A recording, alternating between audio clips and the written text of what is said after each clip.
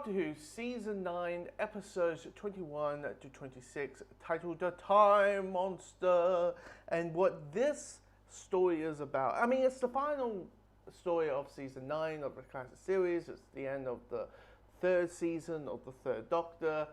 And, you know, we all know I haven't been the most craziest and the most fantastic towards this era of the show. But this is pretty solid. I mean, there's certain things in this that I'm like, I would kind of cut out and then maybe just move things here and there. Maybe this should have maybe a 4-parter, maybe a 5-parter.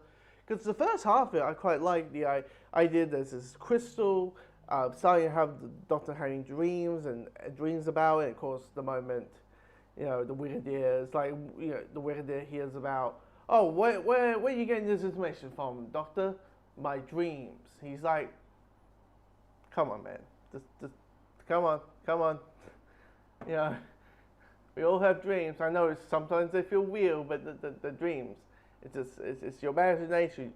It doesn't matter how messed up they are, they're just in your head. Anyway, but because it's the Doctor and it's dealing with the Master, they go investigate. It revolves around this crystal that is from Atlantis, and it has aging powers, and it's hinting towards this god of Atlantis called Kronos, who's like the god of time. And I'm like, I'm liking it, I'm enjoying this. This is pretty well put together. I'm like digging it.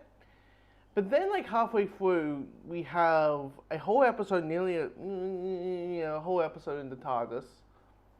In 2 TARDISes, because we visit the Master's TARDIS as well. And I'm like, this feels like they're paying for time. It's like, oh, we need 26 episodes.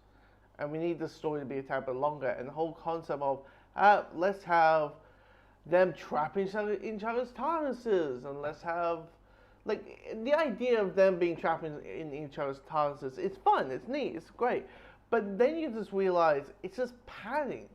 It's padding for it, for the story. It has no narrative, it has some narrative reasons before it, but how that, you know, the Doctor and the Master having a conversation, and the Master that the Master is getting, you know, cut off by the Doctor, thinking he's unable to hear him, but he actually can hear him, and all these type of things, and you just. I'm like, okay, fine. When we hear Atlantis, it's going to go well. And at the start, it felt pretty well done. We're Atlantis, and you're like, cool, we're at Atlantis.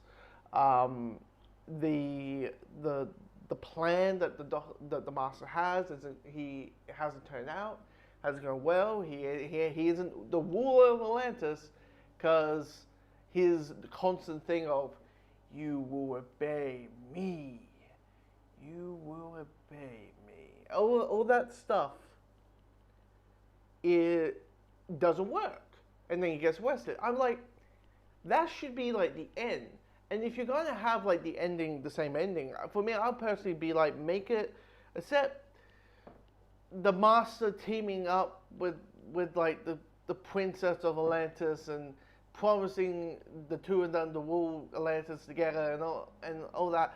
I'm like, and capturing the Doctor and Joe, and I'm like, okay.